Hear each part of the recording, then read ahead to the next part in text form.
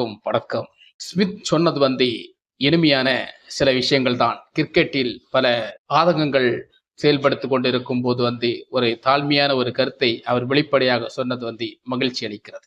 ஆனால் ஸ்மித்தை விட ஆஸ்திரேலியாவில் முன்னாள் வீரர்கள் பல குற்றச்சாட்டுகளை இந்தியா மீது வைப்பது வேற வேலை இல்லை என்றுதான் நமக்கு தோன்றுது. ஏன்னா அவங்களுக்கு மொத்தத்திலே விளையாடுறவங்களுக்கு தோல்வி ஏற்றுக்கொண்டாலும் விளையாடாம இருக்கிறவங்களால தோல்வி ஏற்றுக்கொள்ள முடியல போல. அதனால தான் இப்படி எல்லாம் பேசுறான்னு நினைக்கிறேன்.